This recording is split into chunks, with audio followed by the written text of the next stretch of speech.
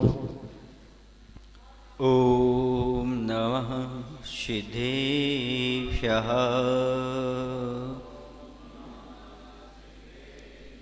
ॐ नमः सिद्धेभ्यः। जय श्री ओम नमः सिद्धेभ्यः।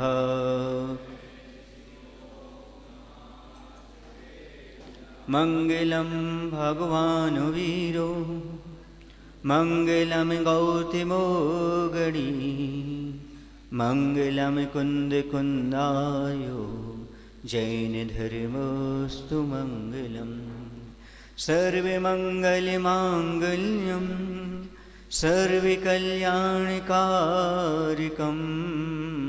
प्रधानम सर्वे धर्माणां जैनं जयतु शासनं जैनं जयतु शासनं। बोलिए अहिंसा परमो धर्म की, उत्तम त्याग धर्म की, देवादेव श्री पार्श्वनाथ भगवान की, गुरु नाम गुरु आचार्य श्री ज्ञान सागर जी महाराज की, आचार्य गुरुदेव भगवान श्री विद्यासागर जी महामुनिराज की।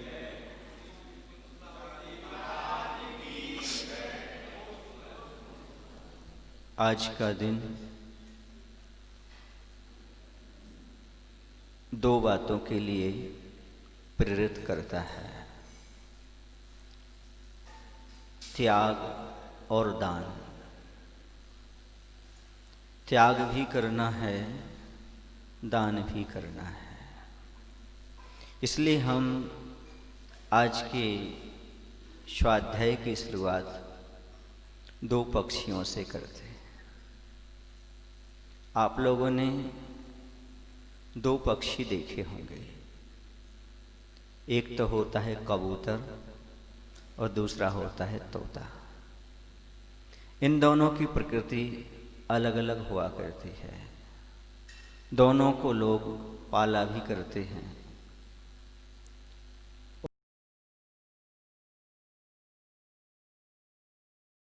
कबूतर को देखा होगा, कबूतर का एक स्थान होता है, वह उस स्थान पर अपने मालिक के पास जाकर के शाम को रह जाता है और वह प्रातःकाल उड़ कर के दाना पानी चुन करके फिर पुनः वह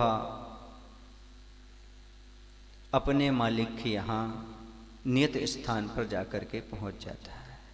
उसे कबूतरदानी बोला करते हैं। और एक वो होता है तोता, जो यदि पिंजरे में बंद हो जाए और यदि एक बार पिंजरा खोल दिया जाए और वह बाहर निकल जाए तो पुनः लौट करके कभी पिंजरे में नहीं जाता। बस कबूतर हो गए आप और तोता हो गए त्यागी वृत्ति मुनिराज। कबूतर थोड़ा सा बाहर घूम आता है, फिर वहीं पहुंच जाता है। आप भी थोड़े से मंदिर आ जाते हैं, थोड़ा सा दान पुण्य कर लेते हैं, पर वहीं कबूतरदानी में अर्थात घर गृहस्थी में पहुंच जाते हैं, क्योंकि आप दान करते हैं। और तोता क्या करता है, एक बार पिंजरा खुल जाता है और बाहर उन्मुक्त गगन में पहुंच जाता है, द्वारा कभी पिंजरे में प्रवेश नहीं करता। त्यागी ऐसे ही होते हैं। एक बार घर परिवार का त्याग कर दिया अर्थात द्वारा फिर उसमें प्रवेश नहीं करते।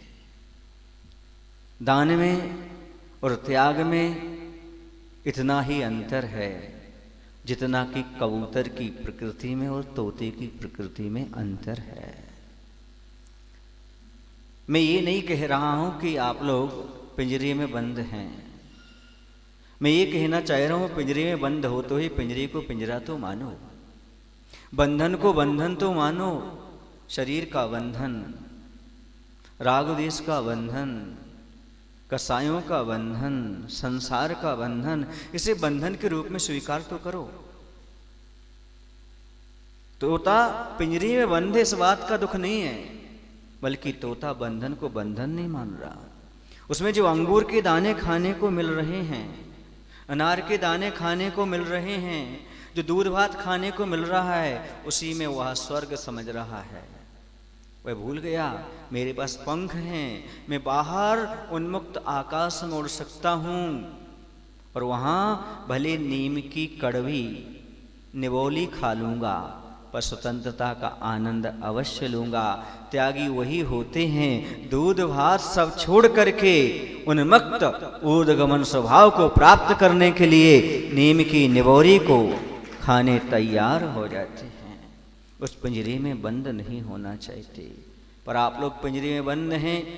पिंजरे के पंछी रे तेरा दर्द न जाने को, बाहर से तू खामोश रहे और भीतर भीतर रोए। पिंजरे के, बहुत पहले एक भजन सुना था, प्रदीप का भजन है कि पिंजरे के पंछी की तरह इसकी जिंदगी है, बाहर नहीं निकल पाता है। कबूतर से पूछना चाहता हूं, कबूतर तुम बार बार बाहर आते हो फिर अंदर चले जाते हो, कब तर हो? कबूतर हो, कब तर हो? इस संसार से कब तरोगे? आचसी कहते हैं हम सब कुछ छोड़ करके भीतर गए, भगवान भी सबको छोड़ करके भीतर गए। भीतर आने अंदर, जैसे ही भगवान भीतर गए वे संसार से तर गए। हम भी भीतर जाएंगे, हम भी संसार से तर जाएंगे। उस पिंजरे से बाहर निकलने का प्रयास तो करो। देखिए कबूतर वो होता है जो थोड़ा बाहर जाता है फिर अंदर आ जाता है। तोता एक बार आ जाता है तो दोबारा नहीं आता। आज दो धर्म की बात है, एक दान धर्म की है, दूसरी त्याग धर्म की बात है। दोनों में बहुत अंतर होता है। त्याग धर्म क्या है और दान धर्म क्या है, दोनों की बात बता देते हैं। अनुग्रहार्थम स्वस्याति सर्गो दानम। आचार्य उमा स्वामी महाराज तत्वा सूत्र के 7वें अध्याय के 38वें सूत्र में कहते हैं, वो यही कहते हैं कि अपनी वस्तु का छोड़ना देना किसके लिए? अनुग्रहार्थम, स्वयं और दूसरे के उपकार के लिए स्वयं की वस्तु का छोड़ना, त्याग करना, उत्सर्ग करना दान कहलाता है। अपनी स्वयं का धन हो, स्वयं की वस्तु हो जिसमें स्वयं का उपकार हो रहा हो, दूसरा का उपकार हो रहा हो, उसे दान कहते हैं। अर्थात आप मुनिराज को दान देते हो तो मुनिराज का भी उसमें उपकार होता है और आपका भी उपकार होता है। मुनिराज का क्या उपकार होता है? मुनि महाराज रत्नत्रय का पालन कर लेते हैं, साधना कर लेते हैं, तपस्या कर लेते हैं, क्योंकि बिना भोजन पानी के शरीर नहीं चलता। और सात्विक शुद्ध भोजन पानी मिल जाए तो 24 घंटे अच्छे से आराधना और साधना हो जाती है। इसलिए वो महाराज के ऊपर ही उपकार हो गया आहार दान देने से। और श्रावक पर क्या उपकार हुआ? श्रावक के कर्म की निर्जरा होती है, पुण्य की प्राप्ति होती है और 6 आवश्यक में से आवश्यक धर्म की का पालन होता है। कुछ लोगों का कहना है दान देना मत शुभ क्रिया है और शुभ क्रिया से मात्र पुण्य का आश्रय होता है, इसलिए हम आश्रय से बचना चाहते, इसलिए दान नहीं करना चाहते। ऐसे लोगों से मैं कहना चाहता हूँ, याद रखो मात्र दान देने से पुण्य का आश्रय नहीं होता, बल्कि संबर और निर्जरा भी हुआ करती है। इस संबर और निर्जरा के दानम वैयावृत्तम, शाब्काचार्य ग्रंथ में समंत मध्य महाराज ने लिखा दान तो वैयावृत्त है और वैयावृत्त अंतरंग तप है और तपसा निर्जरा छे। उमा स्वामी महाराज कहते हैं क्या होती है? तप से संबर और निर्जरा होती है। ये कोई सामान्य चीज नहीं है, ये अंतरंग तप है। वैयावृत्ति करना अंतरंग तप है और सबसे बड़ी वैयावृत्ति दान की है, आहार की है। आहार और औषधि दी जाती है तो सबसे बड़ी वैयावृत्ति हो जाती है महाराज की। अकेला हाथ पैर दबाने का नाम वैयावृत्ति नहीं है, बल्कि जब जो मुनिराज को आवश्यक हो उसकी पूर्ति करना। लेकिन किसके लिए? संयम की वृद्धि के लिए। वह वस्तु देना दान के अंतर्गत, वैयावृत्ति के अंतर्गत आता है, वह तपस्या के अंतर्गत है। और ये पुरुषार्थ सिद्धि उपाय में आचार्य कहते हैं, सुनो, मात्र दान से पुण्य का संचय नहीं होता, दान देने से लोभ भी कम होता है, राग द्वेष भी कम होता है, क्योंकि हमारी जो वस्तु है वो चली ना जाए, इस प्रकार का भाव ही तो लोभ है। और हर्ष के साथ देते हो, दान देय मन हर्ष रखे, आनंद आता है। अर्थात वह लोभ कसाय का त्याग कर रहा है, राग द्वेष का त्याग कर रहा है। आप भले धन को हाथों का मेल कहो, लेकिन जब से मन का मेल ना हटे तब तक हाथों का मेल भी नहीं हटता। मन में थोड़ी शुद्धता आती है, पवित्रता आती है, तभी दान देने के भाव आदमी के अंदर उत्पन्न हो पाते हैं। हर कोई व्यक्ति दान भी नहीं दे पाता, इसलिए स्वयं की वस्तु का, लेकिन ध्यान रखना, ऐसी वस्तु देना जिससे स्वयं का और दूसरे का उपकार हो। ऐसी वस्तु संयमी को कभी मत देना जिससे उनका उपकार ना हो, अपना उपकार ना हो। हाँ, अब त्याग धर्म क्या है? त्याग धर्म का अर्थ है आत्मशुद्धि के उद्देश्य से विकार भाव छोड़कर एवं सौ और पर उपकार की दृष्टि से धन आदि का दान करना भी त्याग धर्म कहलाता है। यहां पर एक विशेषता आ गई, आत्मशुद्धि के उद्देश्य और विकार भाव छोड़ना, ये त्याग की मुख्य कंडीशन है। हाँ, थोड़ा सा और समझ ले, भी समझ में नहीं आया होगा आपको। त्याग और दान क्या है? दान अच्छी चीजों का किया जाता है, लेकिन त्याग अच्छी और बुरी दोनों चीजों का किया जाता है। दान जो आपके पास है उसी वस्तु का कर सकते हो, लेकिन त्याग उसका भी कर सकते हो जो तुम्हारे पास नहीं है। समझ में आ रहा ना? दान और त्याग में अंतर। पहला कौन सा अंतर था? अच्छी चीजों का दान होता है और अच्छी और बुरी दोनों चीजों का त्याग होता है। फिर जो वस्तु आपके पास है उसका दान होता है, लेकिन जो नहीं है दोनों का त्याग, वो क्या कहलाता है? त्याग कहलाता है। दान दूसरे को निमित्त बना करके राग छोड़ना होता है। दूसरे को निमित्त बनाया और राग द्वेष छोड़ना, ये दान हो गया। लेकिन स्वयं को निमित्त बनाकर कसायों को छोड़ना, ये त्याग कहलाया। दूसरे को निमित्त नहीं बनाना, त्याग में स्वयं को ही निमित्त बना करके वस्तुओं का त्याग कर देना। दान से ऊपर ऊपर लोभ का वृक्ष है ना, उसमें परिग्रह का वृक्ष है ना, ऊपर ऊपर की कोंपलें दूर की जाती हैं, थोड़ी थोड़ी छटनी होती है। लेकिन त्याग में मोह को जड़ से उखाड़ करके फेंक दिया जाता है। त्याग में पूर्ण त्याग हो जाता है। दान में थोड़ा रख लेते हैं, थोड़ा क्या, थोड़ा देते हैं, रख तो पूरा लेते हैं। बादाम खुद और छिलके बाहर, 2%, 4%, 10%, इससे ज्यादा तो होता ही नहीं है। तो जो आप बहुत सारा रख लो और थोड़ा दो, उसका नाम दान है, और पूर्ण छोड़ दो, उसका नाम त्याग है।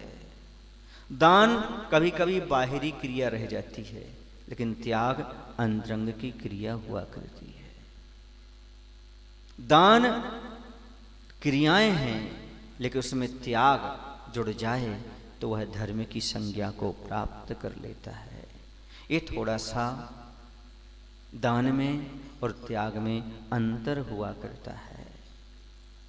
अगली बात यह है, दानी सम्मान का पात्र होता है, लेकिन त्यागी पूज्य होता है।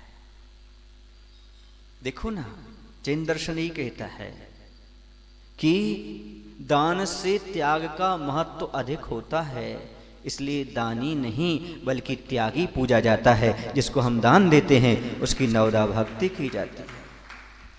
जिन मुनिराज को, जिन पात्र को दान देते हैं उनकी नवदा भक्ति करते हैं। दान देने वाला भक्ति करता है। समझ में आ रहा है आपको? बहुत महत्वपूर्ण चीज है ये कि दान देने वाला, जिसे दिया जा रहा है, खोजता है मुझे पात्र मिल जाए। बहुत मुश्किल है। धर्मामृत नाम का एक ग्रंथ है जयसेन महाराज का, उसमें लिखा 3 चीजें मिलना बहुत मुश्किल है।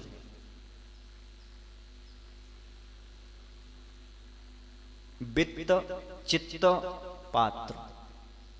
वित्त माने धन। एक तो बहुत मुश्किल है धन को कमाना। दूसरा पात्र, चित्त माने भाव, मन। पैसा सबके पास है, पर देने का भाव सबके अंदर उत्पन्न नहीं होता।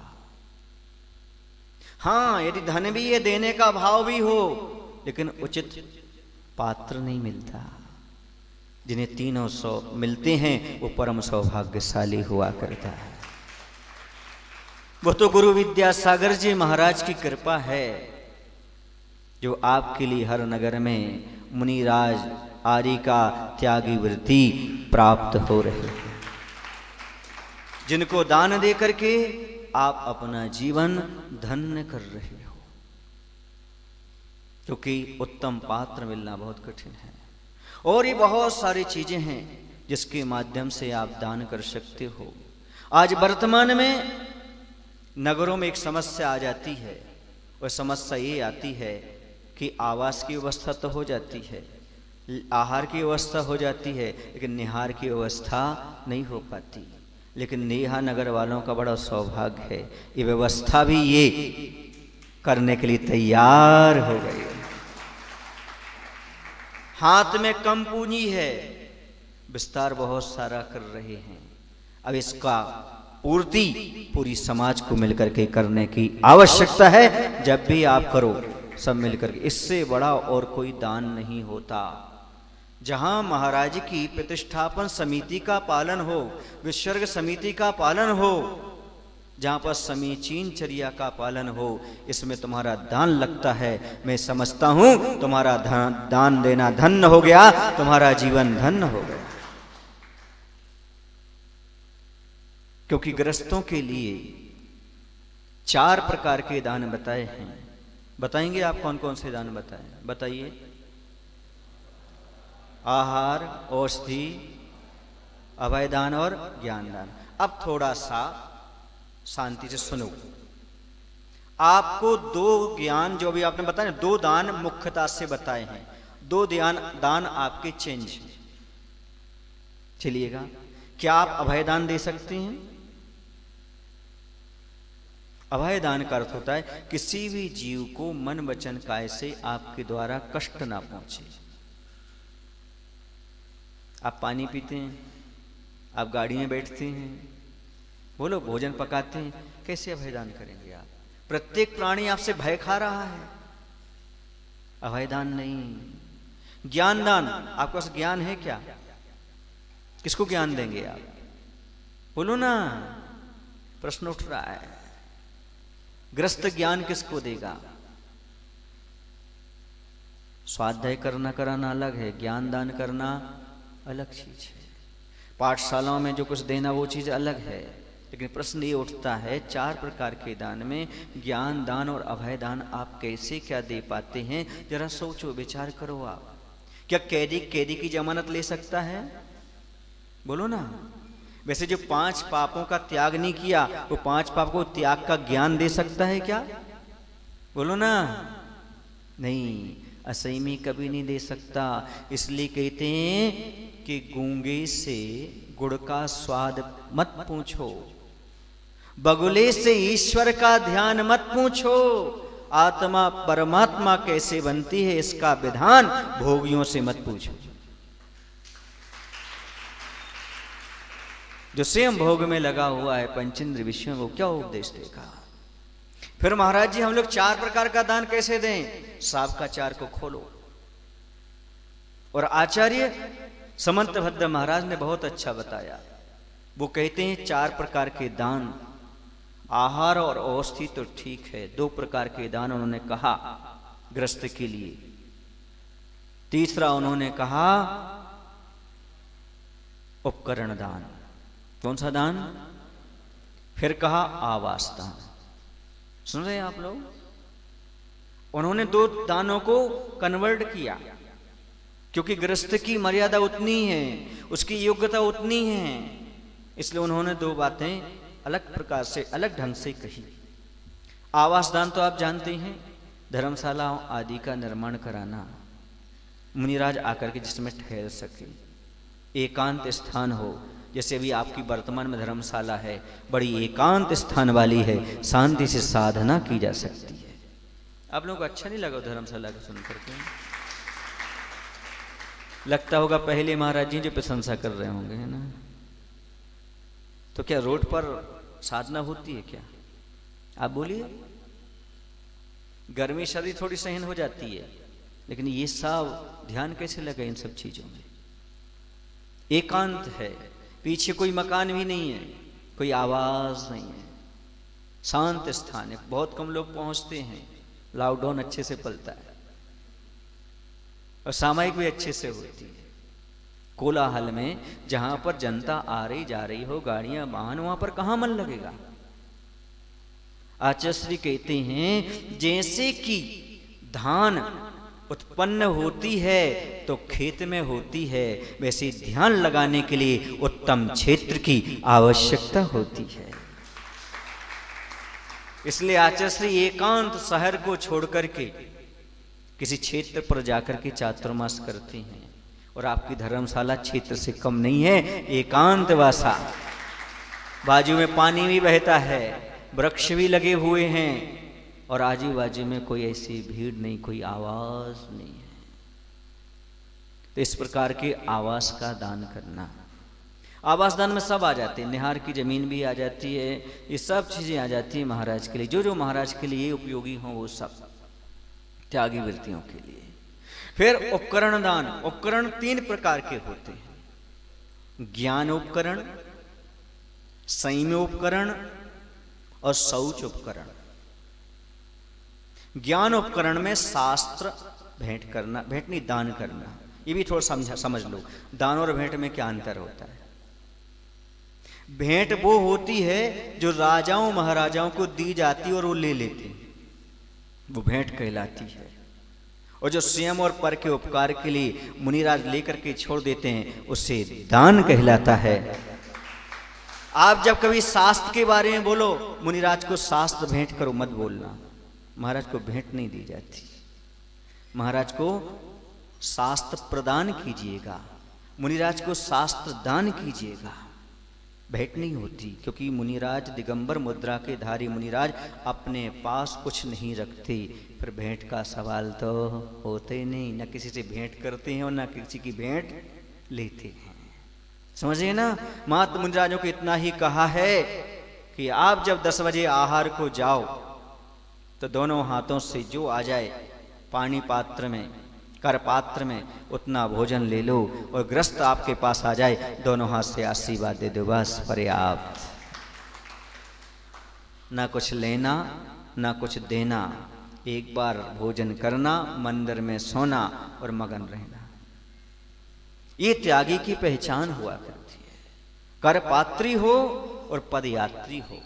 आचार्य श्री जी मूकमाटी ग्रंथ में त्यागी की, साधुओं की पहचान यही बताते, अतिथि की पहचान यही बताते हैं, कर पात्री हो, इसमें संतुष्ट हो जाता हो। और पदयात्री हो, पैदल चलने वाला हो, वही सबसे बढ़िया, सबसे सही त्यागी माना जाता है।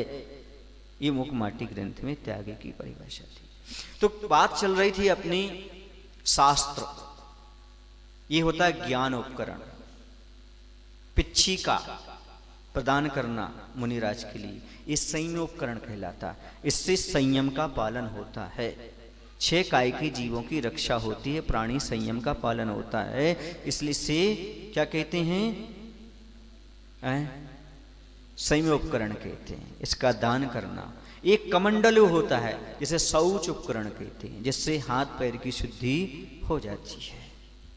ये शौच उपकरण, ये 3 प्रकार के उपकरण का दान गृहस्थों को करना चाहिए। और एक आवास दान, एक उपकरण, दूसरा आवास, फिर आहार और औसत। ये कितने हो गए?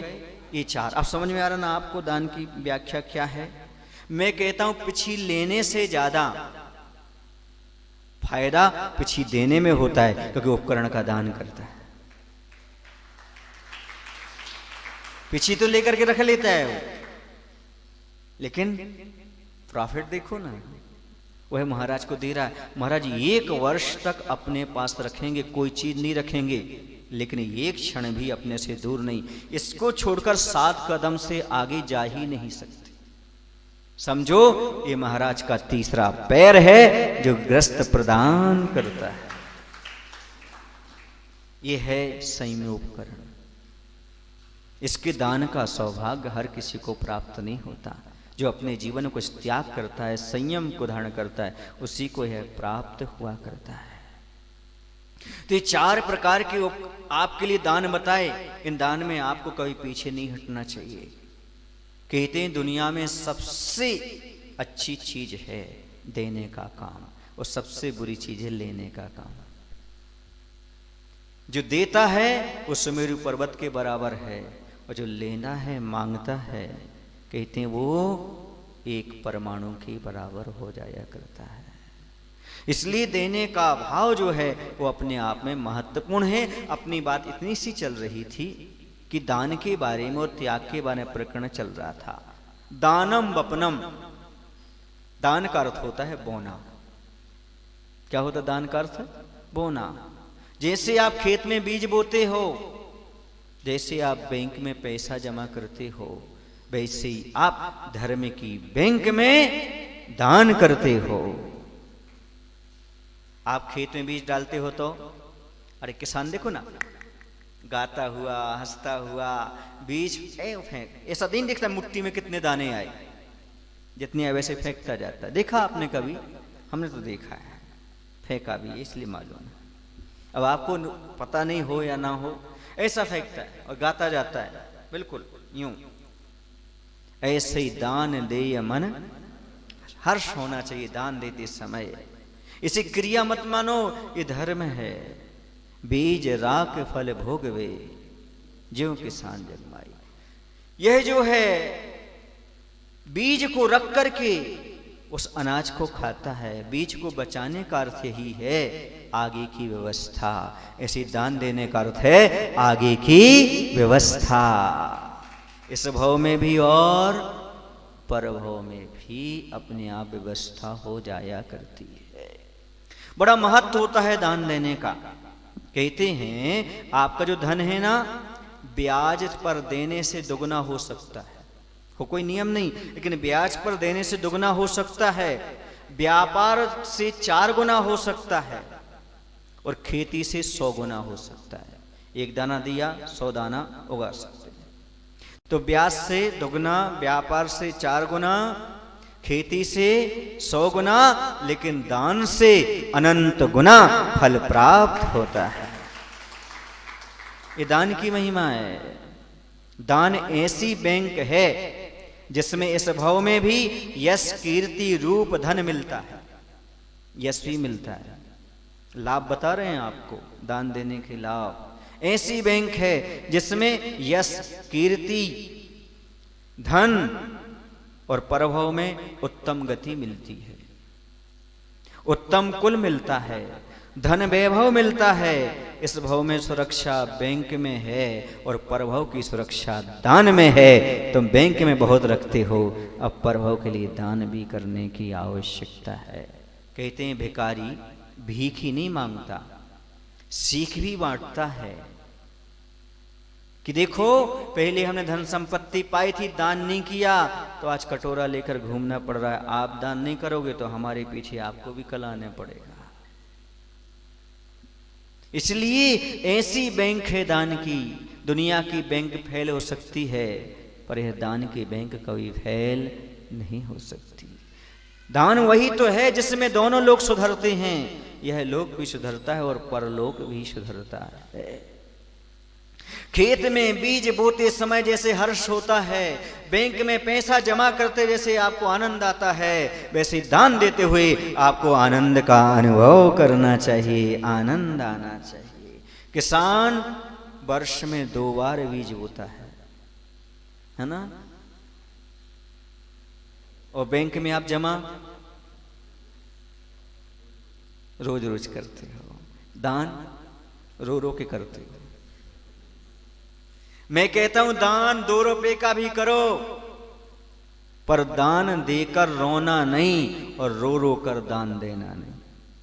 लिख लो अपनी डायरी में, भले 2 रुपए का दान करो, रो रो कर दान मत करना, बड़े हर्ष के साथ करना। और दान देने के बाद रोना नहीं, मैंने क्यों दे दिया, क्या हो गया, नहीं, बड़े हर्ष के साथ देने का भाव बनाओ। कीमत बढ़ जाती है उसकी और कीमत घट जाती है। दान की कीमत रोने से घट जाती है और दान की कीमत हर्ष मनाने से बढ़ जाती है। उसकी कीमत समझो। दान कितना दुर्लभ है, दान देना कितना दुर्लभ है, जरा सोचो कितना दुर्लभ है। नर काया को सुरपति तरसे सो दुर्लभ प्राणी। देवताओं के पास क्या कमी है? जीवन भर कोई रोग नहीं, बाल ना बच्चे। देवताओं के बाल नहीं होते, विक्रिया से बना लेते। बच्चे उनके पास कोई बच्चे नहीं, कोई चीज नहीं उनके पास ऐसी, कोई आतंक नहीं, कोई रोग नहीं, कोई धन संपत्ति हड़पने वाला नहीं। सुख, कभी आज यहां घूम रहे हैं, कल वहां कीड़ा कर रहे हैं, कहीं उस पर्वत पर हैं, कभी इस पर्वत पर हैं, आनंद ले रहे हैं। फिर भी मनुष्य बनने के लिए क्यों तरसते हैं? आचार्य कहते हैं उनके पास दो चीजें नहीं हैं, ना तो वो संयम धारण कर पाते हैं और ना वो मुनिराजों को दान दे पाते हैं, इसलिए वह मनुष्य पर्याय पाने के लिए तरसते हैं। सुन रहे ना, तरसते हैं। यदि तुम्हारे जीवन में कोई गलती होती है तो लोग तुम पर हंसते हैं, और तुम प्रगति करते हो तो दुनिया के लोग तुम पर जलते हैं। पर हमारे पास तो वो संयम और वो गुरुदेव हैं जिन्हें पाने दुनिया के लोग तरसते हैं। देवता भी तरसते हैं, वो संयम को धारण नहीं कर सकते, और जो संयम नहीं ले सकता वो मुनि के संयमी के हाथ में एक ग्रास भी नहीं दे सकता। वो दान देने के योग्य नहीं होता जो अपने जीवन में कुछ त्याग न कर पाए, संयम न पालन कर पाए। आपको बड़ा सौभाग्य मिला है। संयम तो त्रियंच भी ले लेता है, अनुव्रत वो भी धारण कर लेता है। सुन रहे हैं आप लोग की नहीं? भोग में संयम नहीं है, देवताओं में संयम नहीं है। सुन रहे हैं आप लोग की नहीं? नरक गति में संयम नहीं है, त्रियंच में, कर्मभूमि के त्रियंचों में अनुव्रत ले लेते हैं, लेकिन दान तो वो भी नहीं दे पाते। दान तो मात्र मनुष्य पर्याय में ही दिया जाता है, उसी पर्याय में दे सकते। कितना महत्व है आप सोचिए दान का, और उसी के मामले में अपन चुप हो जाएं। सोचिएगा, जो इस भाव में आज दान करता है आगे राजा बनता है, और जो इस भाव में सब त्याग करता है महाराजा बनता है। राजा और महाराजा बनने की चॉइस सबको है, लेकिन क्या दान और त्याग के प्रति वह हर्ष, वह आनंद है क्या? बैंक में पैसा जमा करते समय जो आनंद आता है वो दान देते समय आता है क्या? अच्छा ये बताइएगा, आपने आज तक कितने रुपए का दान किया जो किसी को मालूम ना पड़ा हो?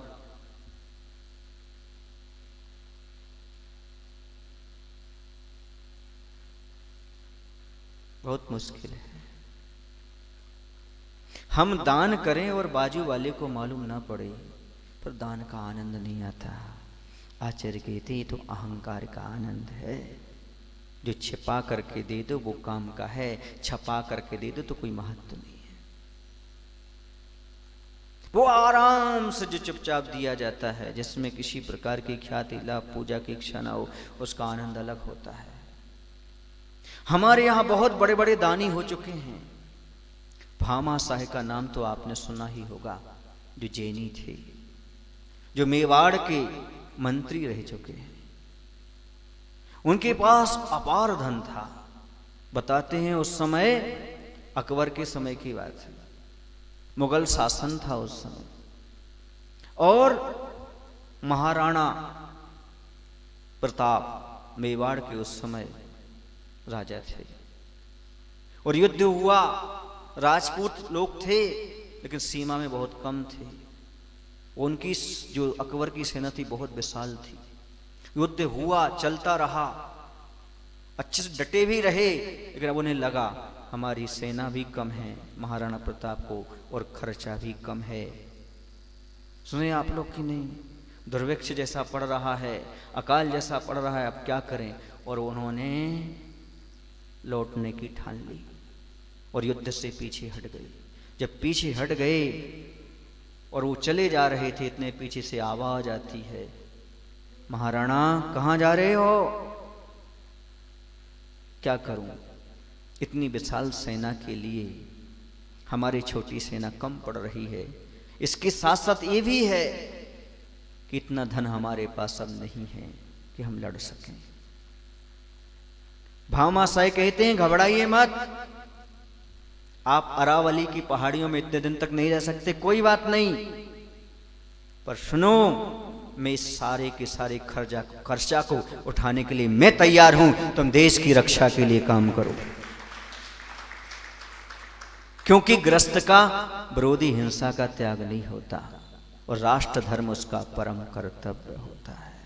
और मंत्री थे पहले तो राष्ट्र धर्म को अच्छी तरह से समझते थे, जैनी थे। और भामाशाह बताते उस समय 25,000 सेना का, कितनी सेना? 25,000 सेना का 12 वर्ष तक खर्चा उठाते रहे और दान लुटाते रहे। ये जैनी थे भामाशाह। इतिहास को जरा देखो तो। अभी हम शिखर जी की यात्रा पर गए थे, एक मनेन्द्रगढ़ नाम का शहर है, देखा आप लोगों ने, सुना होगा नाम। वहां पर जैनियों के नाम से बहुत बड़े बड़े भवन बने हुए हैं, सामुदायिक भवन, सरकार उसमें रह रही, सब कुछ रह, सब व्यवस्थाएं हैं, सरकारी काम चल रहे उसमें, और जैनियों का उसमें नाम लिखा हुआ है। ऐसे बहुत सारे लोग हैं जिन्होंने बहुत सारा दान किया है, लेकिन मान के लिए नहीं किया, ये बात अलग है। अब इतिहास में उनका नाम अमर हो रहा है, अमर हो गए, दे करके चले गए वो तो। भामाशाह का आज भी गर्व से नाम लिया जाता है। ये दान अपने आप में बहुत महत्वपूर्ण होता है। कहते दाता की परीक्षा दुर्भिक्ष में होती है। लॉकडाउन में जब इनकम ना हो फिर भी दान देने की भावना बनी रहे, प्रॉफिट ना हो फिर भी दान देने की भावना बनी रहे, तो कहते हैं दाता की परीक्षा दुर्भिक्ष में होती है, वीर की युद्ध में होती है, और स्त्री की निर्धनता में होती है। जब तक धन हो तब तक तो प्रशंसा होती है, लेकिन निर्धन हो जाओ फिर भी स्त्री आपका साथ दे, उसके मुख से कटु वचन ना निकले, समझो स्त्री की निर्धनता में परीक्षा। मित्र की आपत्ति काल में परीक्षा होती है, समझ लो मित्र कौन है कौन नहीं, आपत्ति काल में समझ में आता है। कहते हैं अपनापन तो हर कोई दिखाता है, पर अपना कौन है ये तो बुरा वक्त बताता है। बुरे वक्त में मालूम पड़ता है कि कौन आपत्ति में काम आता है। बाकी तो सब मित्र हैं, थाली बजाने वाले, थाली बजाने वाले सब हैं, प्याली टकराने वाले, लेकिन कौन है जो वहां आपत्ति में काम आता है? अच्छे कुल की विपत्ति में पहचान होती है। कैसी विपत्ति आ जाए, कुलीन व्यक्ति कभी भी इस प्रकार के कार्य नहीं करता। प्रेम की परोक्ष में परीक्षा होती है। सामने तो हर कोई प्रेम जता देता है, लेकिन परोक्ष में प्रेम करे तब है। और कहते हैं सत्य की परीक्षा संकट के समय हुआ करती है। आपके पास सत्य है तो आप संकट के समय किसी प्रलोभन में नहीं आएंगे, झूठ नहीं बोलेंगे, उस समय मालूम पड़ता है। तो इतिहास बता गया, हकीकत तो ये है बंधुओं, त्याग महानता का सोपान होता है। त्याग आदमी को महान बना देता है, महान ही नहीं बना देता, एक दिन भगवान बना देता है। जो कुछ अच्छा करता है उसका दुनिया में नाम होता है, जो दूसरों का भला करता है उसका दुनिया में सम्मान होता है, जो धर्म के लिए सब कुछ त्याग करता है बंधुओं, वो एक दिन अवश्य भीतरागी भगवान होता है, भगवान।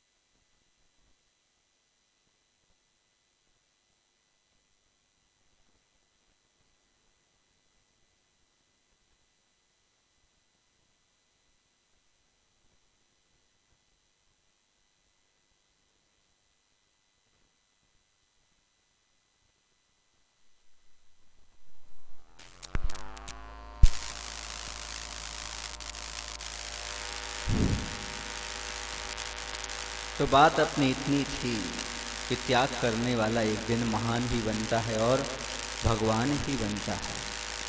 बस उसके अंदर ऐसी भावना होना चाहिए कि दान एक धर्म है, दान हमारा कर्तव्य है।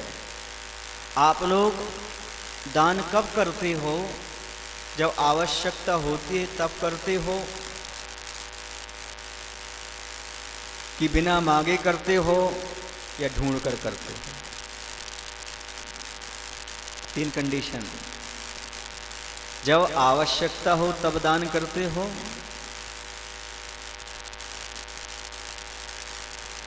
या फिर मांगने पर करते हो, या फिर ढूंढ कर करते हो। ढूंढ कर तो नहीं करते। तो धर्म कैसे? धर्म तो वही होगा कि आप ढूंढ करके करो। कभी कभी करते हैं, आप पैसा लेकर के जाते हैं और 5 तीर्थ की यात्रा करना हो, आप खोजते हो कौन से तीर्थ पर ये जो हम पैसे लिए हैं इसका दान करें। खोजते कि नहीं खोजते? कभी कभी तो करते, लेकिन हमेशा नहीं करते।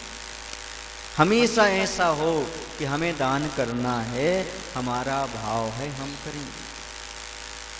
देखो, दुनिया में सूरवीर मिलना बहुत सरल है, पंडित मिलना भी सरल है, वक्ता मिलना भी सरल है, लेकिन दानी मिलना बहुत कठिन है।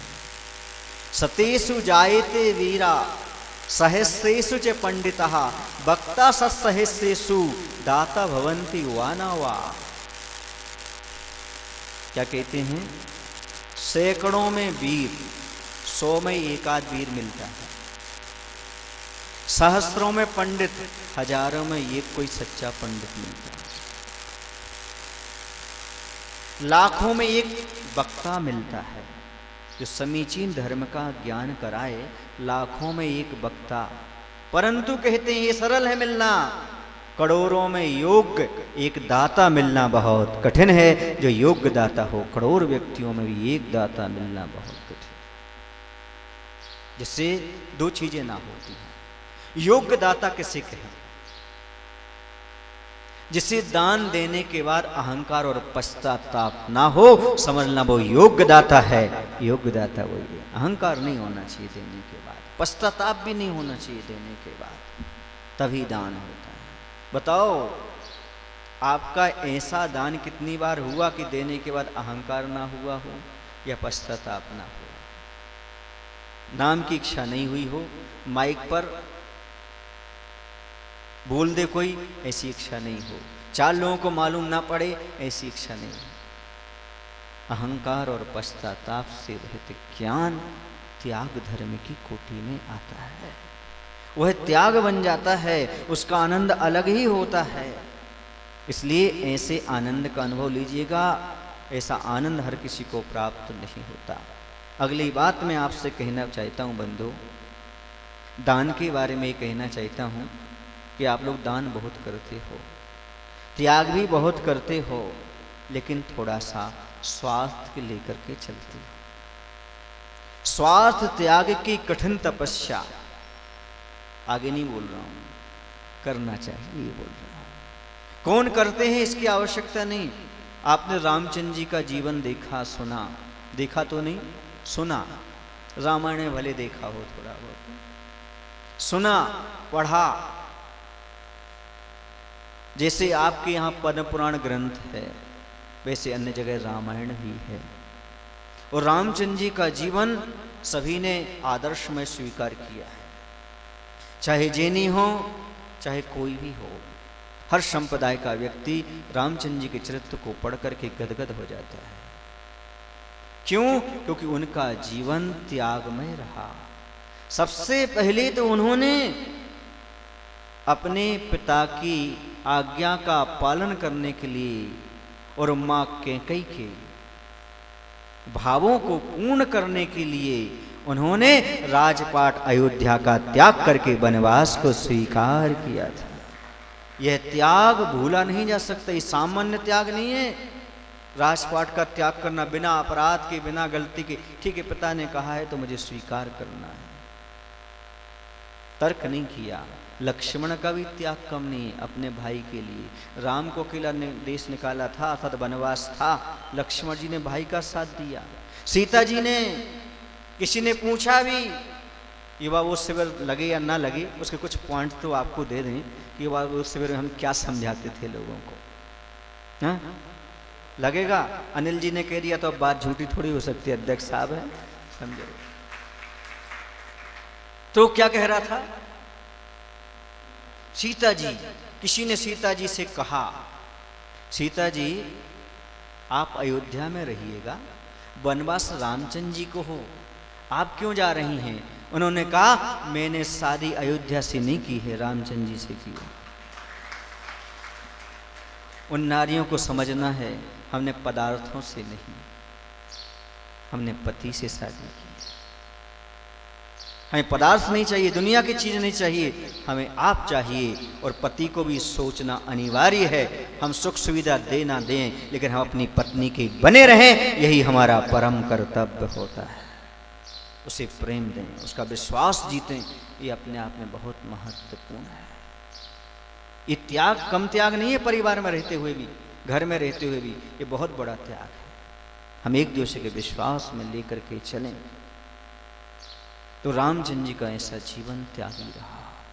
देखो दुख के समय में भी, कष्टों के समय में भी, उस समय सीता का हरण हो गया, अपहरण हो गया, लेकिन जटायु पक्षी के लिए समाधि मरण करा रहे हैं, संबोधन कर रहे हैं।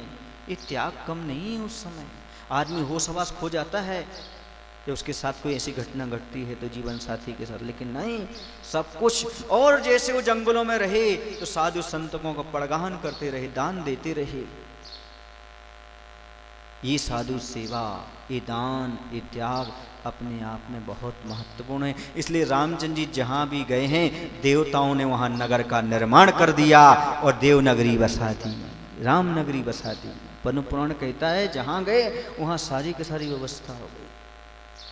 देखिए ना, हमारे यहाँ तीर्थंकर हुए, लेकिन तीर्थंकरों का जैसा वैभव है, लेकिन मैं कहता हूँ महापुरुषों में रामचंद्र जैसा वैभव अन्य किसी का दिखाई देता ही नहीं है। मां तीर्थंकर का छोड़ करके आप देख लीजिए, उनका वैभव कम नहीं है।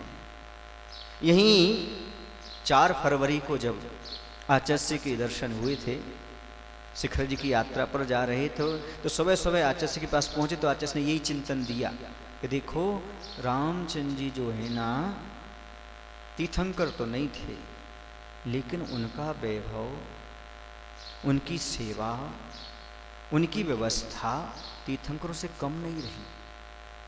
आज भी वर्तमान में उनका सम्मान गर्व के साथ होता है, सब उनका नाम लेना पसंद करते हैं। कुछ ना कुछ तो उनके व्यक्तित्व में रहा, समझ रहे ना। ये सारे के सारी त्याग की शिक्षाएं हमें अपने जीवन में ग्रहण करना चाहिए। मैं आपसे पूछना चाहता हूं, आप सम्राट बनना चाहते कि भिखारी? आपका उत्तर होगा। अब मैं पूछना चाहता हूं, आप अमीर बनना चाहते कि दानी? इसमें थोड़ा सोचना पड़ेगा महाराज। भिखारी कोई नहीं बनना चाहता, सम्राट सब बनना चाहते हैं, लेकिन अमीर सब बनना चाहते, दानी कोई नहीं बनना चाहते। अमीर बनोगे और दान नहीं दोगे तो भिखारी बनोगे, और गरीब भी रहोगे और दानी बनोगे तो सम्राट बनोगे। देखिए ना, एक छोटा सा त्याग, जैन दर्शन कहता है, आप भगवान महावीर से परिचित हैं, उनका पूर्व का जीवन देखो। मात्र एक सागर सेन मुनिराज के दर्शन किए पुरुरवा भील ने, और दर्शन करने के बाद महाराज से नियम लिया, मैं कौए के मांस को कभी नहीं खाऊंगा। त्याग, दान अलग चीज, त्याग, इतना छोटा सा त्याग किया। त्याग करने के बाद सौधर्म स्वर्ग में जाकर के देव हो गया। मरण के बाद सबको मरना है। वहां से आकर के भगवान आदिनाथ का पोता हुआ, अर्थात भरत चक्रवर्ती का पुत्र मरीचि हुआ, और भाव धारण करते करते करते करते अंत में अंतिम तीर्थंकर भगवान महावीर हो गया। उसकी शुरुआत कहां से हुई थी? कहां से हुई थी बोलो? एक मुनि राज का सानिध्य मिला, छोटा सा त्याग किया और वहां तक पहुंच गया। ये है त्याग के महत्व। ये बहुत महत्व की चीज है जो हमने आपके लिए बता दी। अब मैं आपसे पूछना चाहता हूं, दान और भोग दोनों आपके हाथ में हैं। दानी और अमीरी दोनों आपके हाथ में हैं। आप धनवान बनना चाहते हैं कि दानी बनना चाहते हैं, आप समझ लीजिएगा। पैसा सबके पास होता है। पद्मनंदी पंचमस्ति का ग्रंथ में लिखा, राजा और कुत्ता दोनों अपने पेट भरते हैं। राजा भी भरता है और कुत्ता भी भरता है। फिर आपका श्रीमंत पना किसमें, आपका विवेक किसमें, आपकी मनुष्य पर्याय धारण करना किसमें? 3 प्रश्न उठाए उन्होंने। कौन से प्रश्न? श्रीमान पना किसमें सिद्ध होता है, मनुष्य पर्याय का पाना किसमें, और विवेक आपके पास है, ये कैसे सिद्ध होता है? यदि आप दान नहीं देते तो। श्रीमान पना, देखो पेट भरना तो राजा कुत्ता दोनों जानते हैं। श्रीमान पना, विवेक पना और मनुष्य पर्याय का धारण करना मात्र दान देने से ही सिद्ध होता है कि आप इन 3 चीजों को प्राप्त कर चुके हो। और इन 3 चीजों को प्राप्त नहीं करते तो समझ लेना आपके पास वही स्थिति है जैसे राजा के पास थी। तो जैसे बार बार नाम लूं अच्छा नहीं लगता, तुम बोलो ना, हाँ बस ऐसी स्थिति हमें नहीं। कहते हैं दातारों का मजा इसी में है, खाने और खिलाने में, और कंजूसों का मजा इसी में है, जोड़ जोड़ मर जाने में। वो कौन होता है? दाता। उसका मजा किस में है? बस खाने और खिलाने में। और कंजूस जोड़ जोड़ के मर जाने में। ये स्थिति होती है। दाता हमेशा कहता है देव देव देव, और कंजूस कहता है लाओ लाओ लाओ। ला ला निकलता है, इसके मुख से देव देव निकलता है, दे दो।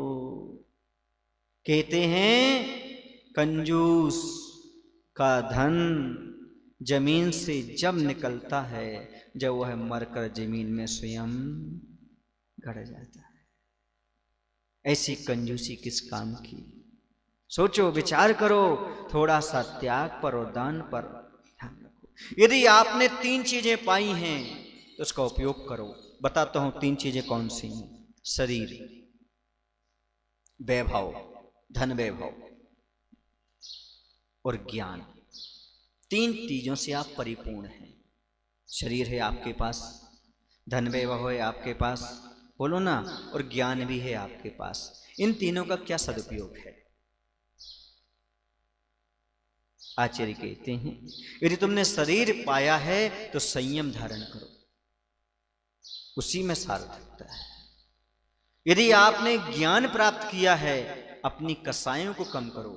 क्रोध, मान, माया, लोभ, इनको कम करने से ही आपका ज्ञान सार्थक होता है, ज्ञानी पना सार्थक होता है। धन वैभव पाया है तो क्या करो? दान करो, तभी आप वैभवशाली सिद्ध होते हैं। शरीर मिले तो संयम का पालन, और यदि ज्ञान है तो कसायों का समन, और धन वैभव है तो दान। इनकी इसी में सार्थकता है। कभी पीछे मत हटो, इसका अच्छी तरह से पालन करने का प्रयास करो, तब जीवन में आनंद आएगा। आचार्य कहते हैं भैया, त्याग तो जीवन का अलंकार है, श्रृंगार है। इसके बिना जीवन का अलंकार श्रृंगार बनता नहीं। आपने देखा होगा बादल पानी से भरे रहते हैं, काले रहते हैं, लेकिन जैसे ही पानी गिरा देते हैं तो स्वच्छ निर्मल हो जाते हैं। जीवन में स्वच्छता चाहते हो तो क्या करो? निर्मल बनो, पवित्र बनो, उसका आनंद आएगा। दान करो। जो वृक्ष अपने फलों को लुटाते हैं उनमें बार बार फल आ जाते हैं, किंतु जो अपने फलों को छिपाते हैं वो समूल नष्ट हो जाते हैं। नदियां पानी लुटाती हैं, मीठी है। सागर पानी का संचय करता है, खारा है। जीवन को खारा बनाना के मीठा। संचय संचय मत करो, त्याग भी करो। हंसो नहीं तो एक बात बता दूं, आप भोजन करते ही रहते हैं कि मल विसर्जन भी करते हैं? बोलो ना। त्याग के बिना जीवन चल नहीं सकता। त्याग तो अनिवार्य है, प्रकृति का नियम है। यदि वृक्ष फलों को ना त्यागें तो दूसरे फल आएंगे क्या? पत्तों को ना त्यागें दूसरे पत्ते आएंगे क्या? नदी पानी को ना त्यागे तो और पानी आएगा क्या? कुएं से पानी कब आता है? जब उससे पानी निकलता जाता है। ये आपकी गलत धारणा है कि दान देने से धन घटता है। नहीं भैया, दान देने से नहीं, पुण्य क्षीण होने से धन घटता है। और दान देने से पुण्य क्षीण होगा कि पुण्य बढ़ेगा? बोलो ना। बढ़ेगा। फिर आपको बार बार क्यों न करना पड़ता है? दान करो, बोलियां क्यों लगाना पड़ती हैं? नींबू जैसा क्यों मसकना पड़ता है? क्योंकि इस महत्व को भी आप समझ नहीं पाए। जितना ज्यादा पानी निकालोगे कुएं से, उतना उसमें झिर के माध्यम से और आता चला जाएगा, उसका स्रोत रहता है। ये है, अगर धन की रक्षा है मंजूर तो धन वालों बनो दानी। कुएं से अगर नहीं निकला तो सड़ जाएगा पानी। निकालो उससे, तभी जाकर के। सरोवर जैसे रोक करके मत रखो, उसे देने का प्रयास करो। देखो आप बात तो समझो, दानी और त्यागी जब दोनों मिलते हैं तब कितना आनंद आता है। अभी कहां बताया हमने कितना आनंद है? बताओ तो पहले, बताओ कब आता है? विमल बताओ कब आता है? अच्छा, आ जाओ फिर। गजब, आदमी अपने आप को महाराज की आड़ लेके दानी तो बनना चाहता है। कहने का तात्पर्य है, पंच आश्चर्य कब होते हैं? अकेले दानी से नहीं होते, अकेले त्यागी से नहीं होते। जब त्यागी मुनि महाराज हों और सामने दानी दाता सावक हो, दोनों का मेल होता है तो देवता ऊपर से रत्नों की वृष्टि कर देते हैं, मंद सुगंधित हवा चला देते हैं, जय जयकार की ध्वनि कर देते हैं, मंद मंद पानी की वृष्टि कर देते हैं। ये पंच आश्चर्य हो जाते हैं। सोचो, विचार करो, ये कितना महत्व है प्रकृति में। देवताओं को भी आनंद आता है। देखो, मैं दान नहीं दे पा रहा हूं, धन्य वो दाता जो दान दे रहा है। मैं त्याग नहीं कर पा रहा हूं, धन्य वो मुनिराज जो सबको छोड़ करके आत्मा के कल्याण में लग गई। ऐसी रत्नों की वृष्टि होती है। दुनिया में एक एक चमत्कार, एक एक आश्चर्य होते हैं, पर दानी और जब त्यागी मिलता है तो पंचाश्चर्य होते हैं। बड़ा आनंद आता है, वो क्षण बड़े आनंद होते हैं। अब थोड़ा समझ लें भैया, दान 3 प्रकार का होता है। कितने? अभी 4 प्रकार का पड़ा था, अब वही दान 3 प्रकार का। क्यों? मानसिकता के ऊपर। पहला होता सात्विक दान, दूसरा होता राजसिक दान, और तीसरा होता तामसिक दान। सात्विक दान का अर्थ क्या है? वही 100 पर का हित, मान सम्मान की कामना से रहित, अपने कर्तव्य समझ के करना। ये कौन सा है? इसमें ना तो पछतावा होता है और ना अहंकार होता है। वह सात्विक दान है। दान देय मन, बस हर्ष होना चाहिए, खुशी होना चाहिए। वो दान, जैसे विकास टायर फैक्ट्री वाले, उनके यहाँ आर हुआ, बोले महाराज जी हमें किसी चीज में आनंद नहीं आता, यदि आप लोगों के चरण पड़ जाते हैं वो आनंद स्वर्ग से भी कम नहीं है। वो आनंद बहुत आता है। उन्होंने तो व्यक्त कर दी अपनी भावना। आप लोगों की भी ऐसी भावना रहती है जब मुनि के चरण पड़े? कहते जिस घर में साधु के चरण नहीं पड़ते वो मरघट के समान है। क्योंकि आदमी मरता कहाँ है? घर में। वो तो जलघट है जहां जलता है। तो लीपा पोती करने से, पानी भमकाने से घर पवित्र नहीं होता। किसी के यहाँ किसी का मरण हो जाता है तो घर अपवित्र हो जाता है, मात्र पानी फैलाने से पवित्र नहीं होता।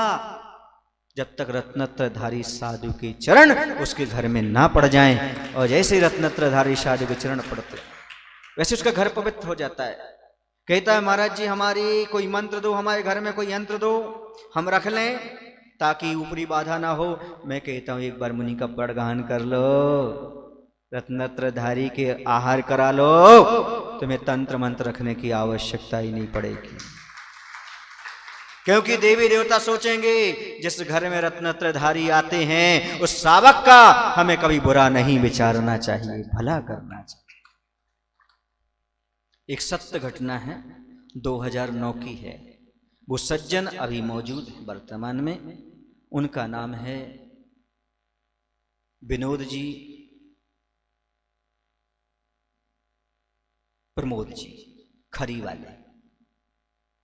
2009 में उनके यहाँ चातुर्मास हुआ था और बहुत सारे नगर में चौकी लगी हुई थी, बहुत सारे घर घर में पराया करके। पर रक्षाबंधन को उनके यहाँ हमारा आहार हुआ, रक्षाबंधन को आहार हुआ। और बताते हैं वो हमेशा हर जगह दान पुण्य करते रहते, कहीं भी बाड़ी और क्षेत्र कहीं भी जाकर के हर प्रकार का उनके यहाँ आहार हुआ। और आहार के बाद हम कक्ष में आकर के बैठे, वो घर गए, उनके पास एक सज्जन आ गए।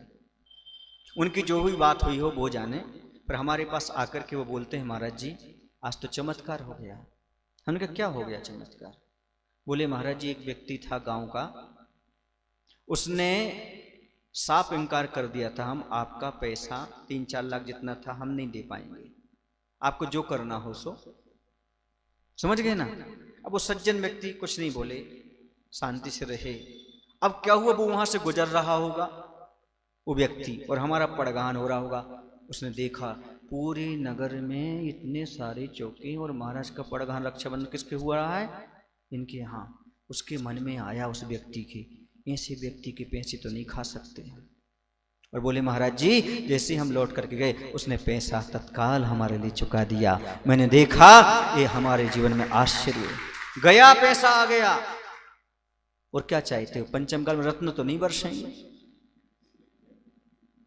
क्योंकि इतनी विशुद्धि ना हमारी है ना आपकी है, लेकिन कुछ ना कुछ तो जीवन में प्रभाव पड़ता है। अभी हम अमरपाटन गांव है कटनी के आगे है ना, तो वहां से चल करके हम सतना के आगे, अमरपाटन ऐसी कुछ नाम है शायद हैं? हाँ, तो एक सज्जन आए अनिल करके ऐसे करके, उन्होंने बताया महाराज जी हमें आपके संग का साधु चाहिए, माने आप आहाचर्य भर कर लो भले निकल जाना, पर एक दिन के लिए थोड़ा समय दे दो हमें। हमने कहा नहीं भैया हमारा दूसरा है और अभी कह दिया है सामने वाले से वहां निकलना है, ऐसा है वैसा है। बहुत प्रयास किया उन्होंने और एक संस्मरण उन्होंने सुनाया रास्ते में। बोले बहुत पहले आचार्य आए थे और यहाँ पर ऐसी स्थिति थी, उन्होंने बताया हमारे घर की कंडीशन अच्छी नहीं थी, बब्बा जी वगैरह की। बोले और आचार्य शिखर जी से सन 82-83 की बात है ये। अब सब लोग कहने लगा अरे बहुत बड़े संत आ रहे, बहुत बड़े संत आ रहे, एक काम करो चौका लगाओ। वो कहने लगे भैया हमारे पास इतनी पोजीशन नहीं है, कंडीशन नहीं है कि हम क्या कर सकें। अरे बोले जो हो आपके यहाँ बनाओ, ऐसे साधु बड़ी मुश्किल से मिलते हैं, जो कुछ हो आपको वो बना लो तुम। तो बताते हम लोगों ने मूंग की दाल वगैरह बना ली, रोटी बना ली और किस्मत से आचार्य का पड़गाहन हो गया। और पड़गाहन हो गया उस दिन का आज दिन है। महाराज जी हम कह नहीं सकते हम लोगों के पास कितनी धन संपत्ति है। सुन रहे हैं आप लोग? आप चाहते हो दान से कभी धन घटता नहीं, जितना भी लुटा सको लुटाते जाओ। इस मनुष्य पर्याय में इससे बड़ी कोई सार्थकता ना हुई है, ना होती है, ना हो सकती है। इसे सहज मत समझना, बस अहंकार नहीं होना चाहिए, पछतावा नहीं होना चाहिए, बड़ी खुशी खुशी से देने की चाहिए। इस सात्विक दान का परिणाम। अपन कहाँ चल रहे थे? सात्विक दान। दूसरा रासिक दान। रासिक दान का अर्थ होता अहंकार करना, प्रतिफल की आकांक्षा रखना, नाम के लिए करना, ये सब कौन सा हो जाएगा? रासिक दान। इसके एक एग्जाम्पल देने, एक सेठ जी थे, उनकी पुत्र वधू थी, दोनों दान करते थे। अंतर इतना था वह सेठ दान करते थे 1.25 मन का, कितने का? लेकिन पुत्र वधू अधिक से अधिक 1.25 किलो 1 किलो इतना भोजन बनाती थी और मुनि राजों को पड़गा करके आहार दान दिया करती थी। सुन रहे हैं आप लोग? नहीं सुन रहे हो? सुन रहे हो। सब कुछ करती थी, अच्छे काम करती थी। अब ऐसा हुआ, 1.25 मन दान तो देते थे, लेकिन नाम के लिए देते थे। हमारा सब में नाम हो, ये हो, वो हो, सब कुछ इसके लिए दिया करते थे। मान के कारण दोनों का मरण हुआ, आयु समाप्त हुई। सुन रहे आप लोग कि नहीं? एक राजा के यहाँ पुत्र, दूसरे राजा के यहाँ पुत्री हुई, सुन रहे ना? और ये मर करके वहीं हाथी हुए। कौन? सेठ जी। सुन रहे हैं आप लोग? हाँ। अब पुत्री की जब शादी हुई तो दहेज में हाथी भी भेजा। जब उसे सुंदर खूबसूरत भेष में देखा तो हाथी को जाति स्मरण हो गया। अरे ये तो हमारी पहले पुत्री थी, देखो ये जो है ना, फिर राजकन्या हो गई और हम हाथी हो गए। हमने इतना दान किया, 1.25 मन का दान किया, उससे भी जाति स्मरण हो गया देख करके उसके अस्त्र को। बेटी कहती, पिताजी दान का फल तो मिलेगा ही ना मिलेगा। तुमने 1.25 मन दिया तो तुम्हें 1.25 मन खाने मिलेगा, क्योंकि आप हाथी हो। और हमने आधा 1 किलो दिया, हमें उतना मिलेगा। सुन रहे ना? आप कितना चाहते हो? 1.25 मन चाहते हो कि 1 किलो चाहते हो? जल्दी बोलो। मान कसाई ने क्या कर दिया? मान बड़ाई कारणे जो धन खर्चे मूड, मर के हाथी होएगा लंबी लटके सूंड। मान बड़ाई के लिए कभी दान नहीं करना चाहिए, ये कहा, वरना मर कर के हाथी होते हैं और लंबी सूंड। ये नाक का सवाल है ना?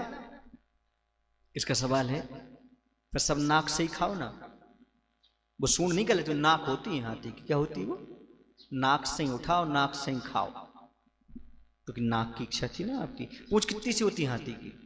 पूंछ नहीं बचती, नाक के लिए सब कुछ होता है। इसी नाक के लिए सब कुछ मत करो, वरना इतनी बड़ी नाक हो जाएगी, उसी से उठा करके आपको सब कुछ खाना पड़ेगा। कुछ लोग हंस रहे हैं, वो ये समझ रहे हैं कि दूसरे को उपदेश है, हमें नहीं। ये गलत है, ये धारणा थोड़ी सुधार लो।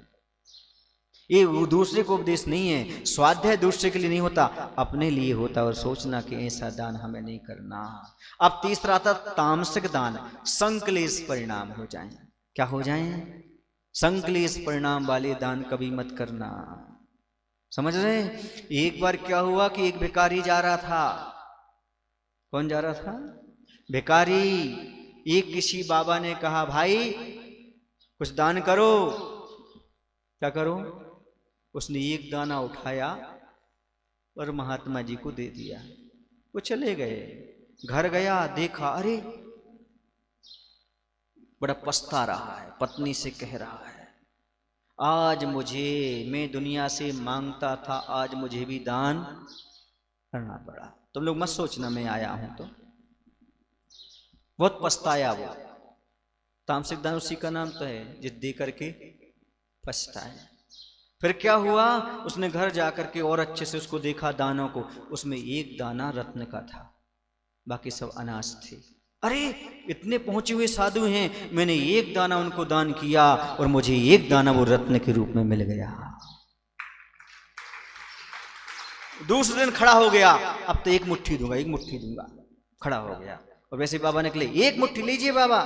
बोले, आज तो भैया तुम बिना मांगे दे रहे हो। बोले, आप बहुत पहुंचे हुए इसलिए दे रहा हूं। वो मन की बात छुपा गया कि रत्न बन गया और बाबा जी को दे करके चला गया। घर गया, देख रहा सुबह से शाम हो गई, कोई परिवर्तन नहीं। क्या? कोई परिवर्तन नहीं। ओ ऐसा क्यों? क्योंकि बंधु त्याग फलता है, लोभ छलता है। त्याग फलता है, लोभ छलता है। लोभ आ गया इसलिए वो छल गया। प्रतिफल की आकांक्षा रखते हो, ये तामसिक दान है। दान में, त्याग में उत्तम शब्द क्यों? क्षमा में उत्तम शब्द क्यों? ये उत्तम शब्द, उत्तम क्षमा, उत्तम त्याग क्यों? इसलिए उत्तम शब्द बताता है ख्याति, लाभ, पूजा से रहित होकर, प्रतिफल की आकांक्षा से रहित होकर के जो धर्म किया जाता है, उस धर्म के आगे उत्तम शब्द जुड़ जाया करता है, बाकी उत्तम जुड़ने वाला नहीं है। भैया दान के 5 आभूषण होते हैं। कितने आभूषण होते हैं? अलंकार कह लो, आभूषण कह लो। आगम में लिखे, पहला आनंद अश्रु, दान दे करके आनंद के आंसू आ जाएं, ये आभूषण है। कीमत बढ़ा देते दान को। अहो भाग, आज तो सौभाग्य मिला, आंखों से आंसू आ जाते हैं। कैसे आंसू? आनंद के अश्रु। दूसरे, शरीर में रोमांच उठाना, रोम रोम पुलकित हो जाना। रोम रोम से एक भजन भी गाते हैं, निकले प्रभुवर नाम तुम्हारा, तो रोम रोम खिल जाते हैं, रोमटे खड़े हो जाते हैं। अरे वाह, रोमांच आ जाता है, आनंद आता है। बहुमान होना, बहुमान के साथ देना। जैसे आपके यहाँ कोई आया, अरे जी फिर आ गए चंदा मांग रहे, अभी स्थापना में कलश रखो, अब आज त्याग धर्म है, सुबह निहार की व्यवस्था में देने पड़ है, इसे अपन खिसक लो। ऐसा नहीं सोचना। आज त्याग जरूर करना, कितना भी त्याग करना आप, लेकिन त्याग की भावना के बिना, पूर्ण किए बिना यहां से जाने का भाव मत बनाना। बहुमान के साथ देना। अहो भाग, आज हमें दान करने का अवसर मिल गया, ऐसी भावना भाना। ये मत सोचना ये सज्जन तो फिर खड़े हो गए, अरे तुम्हें धर्म कराने के लिए खड़े हुए, त्याग कराने के लिए खड़े हुए, अगले भाव में राजा महाराजा बनाने के लिए खड़े हुए। जो दान मांगता है समझो वो बहुत बड़ा आपके ऊपर उपकार करता है, ये मान करके चलिएगा, क्योंकि आपकी धन दौलत को सही ठिकाने लगाता है। तो तीसरा था बहुमान होना चाहिए। चौथा, प्रिय वचन बोलना चाहिए, प्रिय वचन के साथ दान देना चाहिए। कुछ लोग दान दे देते हैं, लिखा देते, वर्षों से लिखा हुआ है, वो दिया नहीं, निर्मल लग रहा है, निर्मल का दोष उसमें, ये ध्यान रखना। पुराना जितना भी है उसे चुका देना चाहिए, प्रिय वचनों के साथ नहीं। कोई पहुंच जाता, अब भेज दें, कछु कर्जा थोड़ी लो, तो ये भाव नहीं आना चाहिए। नहीं, जैसे दो बोलो वैसे ही दान, या बोल दो भाई हम 3 साल में देंगे, 2 साल में देंगे, तो दोष से बच जाओगे, वरना निर्माल्य का दोष लगता है। कहते हैं वर्षों तक पैसा रोक लिया, रखा है घर में, लेकिन दे नहीं रहे। क्यों नहीं दे रहे? पता नहीं क्यों नहीं दे रहे, तो समझ लेना निर्माल्य के दोष से नहीं बचोगे। कहते हैं आचार्य कि सांप की बामी में हाथ डालना फिर भी ठीक है, पर निर्माल रब पर नियत बिगाड़ना ठीक नहीं है, क्योंकि सांप एक बार काटेगा मरोगे, लेकिन निर्माल द्रव्य से तो भव तुम्हारा बिगड़ ही जाएगा।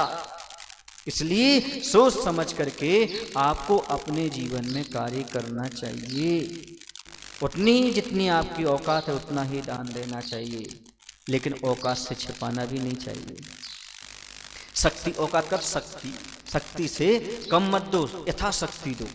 ऐसा जैसी शक्ति है। महाराज जी हम लोग गरीब हैं, कैसे दान करें? राजा आधे राज्य का दान करता है, और गरीब आदमी 4 रोटी से 2 रोटी का दान करता है, समझो उसने भी आधा राज्य का दान कर दिया।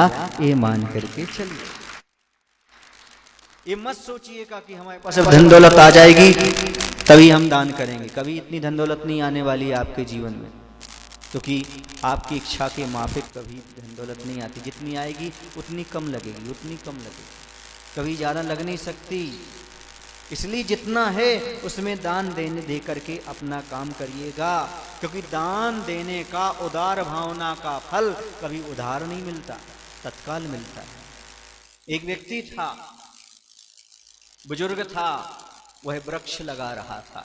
वहां से राजा निकला। राजा ने कहा भाई क्या कर रहे हो? बोले वृक्ष लगा रहे हैं। अच्छा, क्या तुम वृक्ष के फल खा पाओगे? इतनी उम्र लगती है आपकी। अरे बोले तो कर्तव्य है, पुराने लोगों ने वृक्ष लगाया सो आज हम खा रहे हैं, आज हम लगाएंगे और आगे चल कर के पीढ़ी खाएगी, ये तो कर्तव्य है। यह सुनकर के राजा बहुत खुश हुआ, उसने तत्काल स्वर्ण मुद्राएं प्रदान कर दी।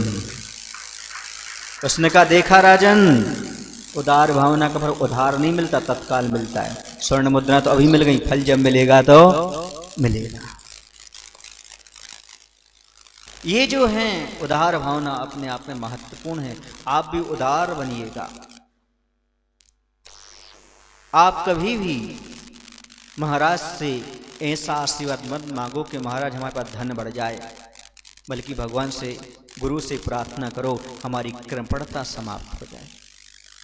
और कृपणता समाप्त होगी, निश्चित रूप से दान करोगे, और दान करोगे तो अपने आप धन बढ़ता चला जाएगा। आपको 6 आवश्यक दिए गए हैं। कितने आवश्यक? 6 आवश्यक। और आपके पास 3 चीजें हैं, मन, तन और धन। एक एक आवश्यक के लिए, 2-2 आवश्यक के लिए एक एक चीज को शुद्ध करने को कहा गया। मन की शुद्धि स्वाध्याय और गुरु उपासना से होती है। मन की शुद्धि के लिए 2, स्वाध्याय और गुरु उपासना। तन की शुद्धि के लिए संयम और तप। संयम और तप का पालन करोगे, आपका तन शुद्ध होगा, शरीर स्वस्थ होगा। धन की शुद्धि पूजा और दान। दान और पूजा, इससे बड़ा नहीं श्रावक का धर्म दूजा। ज्ञान और ध्यान ये मुनि का धर्म है, तो दान और पूजा श्रावक का धर्म है। कभी पीछे नहीं हटना चाहिए, हमेशा दान देते रहना चाहिए, क्योंकि ऐसा हाथ दीजिए साथ लीजिए, आपको उस समय मिल जाएगा। इसलिए आप सोचिएगा। एक छोटा सा आचर्य का संस्मरण सुना करके हम अपनी बात को समाप्त करते हैं। एक बार बीना वाराह में कवि चंद्रसेन मंच का संचालन कर रहे थे, भोपाल वाले, और उन्होंने कहा बोली लगाते समय बुंदेलखंड के लोग बड़े कंजूस हैं, धीरे धीरे बोली बढ़ा रहे हैं। वो बोल तो गए, पर उसके बाद आचर्य का प्रवचन की बात आई। आचर्य ने प्रवचन किए तो आचर्य ने एक ही बात कही। अभी एक संचालक महोदय कह रहे थे कि यहाँ के लोग, कहाँ के लोग, बुंदेलखंड के लोग बड़े कंजूस हैं। आचर्य जी हम लोगों की ओर इशारा करते हैं, हम मुनिराज को इशारा, देखो यहाँ के लोग कंजूस नहीं हैं, जड़ का नहीं चेतन धन का त्याग करते हैं। ये सब मुनि रूपी रत्न बुंदेलखंड की खदान से ही प्राप्त हुए हैं, अन्यत्र से नहीं हुए। समझ रहे ना? ऐसा नहीं कि बुंदेलखंड के लोग त्यागी ना हो, दानी ना हो। एक छोटी सी बात और कह देता हूँ, आप समझिएगा। एक संत थे जो कि जंगल में कुटिया बना करके रहते थे। उनके पास थोड़ी सी सामग्री थी, एक खटिया भी पड़ी हुई थी, चौपाई, जिसमें वो सो जाया करते। बस इतना ही स्थान था उनके पास। रात्रि का समय था, पानी गिर रहा था, ठंडी बहुत थी। एक व्यक्ति कपकपाता हुआ आ गया, बोले महात्मा जी स्थान दे दो। बोले आ जाओ। अपन लेटे थे, अपन दोनों बैठ के रात निकाल लेंगे। एक तीसरा भी आ गया, हमें भी। बोले कोई बात नहीं, अपन 3 लोग खड़े होकर के रात निकाल लेंगे। इतने में गधा आ गया, वो भी सोच रहा था हमें भी स्थान मिल जाए, उसको भी अंदर कर लिया। एक आदमी बोला, अरे क्या कर रहे हैं आप संत जी, अपन 3 बहुत थे, इसको क्यों बुला लिया, इसे बाहर करो। बोले हम आप जैसे नहीं हैं, जिनकी यहाँ इंसानों से भी गधे जैसा व्यवहार हो। हम तो संत हैं, गधे से भी इंसान जैसा व्यवहार करते हैं। त्याग का आदर्श अपने आप में महत्वपूर्ण है। हम दूसरे को स्थान दे सकते हैं, दूसरे के लिए उपकार कर सकते हैं, ये महान अवसर है। और आज आपको महान अवसर है, यदि आप चाहें तो जो निहार की भूमि में कार्य चल रहा है उसमें आप थोड़ा सा दान करने की भावना बना सकते हैं। बोले महावीर भगवान की जय। आचार्य गुरुदेव भगवान श्री विद्यासागर जी महाराज जी की जय। बोले हे प्रभु, हम सभी को इतनी शक्ति, इतनी बुद्धि देने की कृपा करो, ताकि हम दान देते देते त्याग की ओर बढ़ सकें। नमोस्तुते। सभी लोग 2 मिनट बैठे रहेंगे।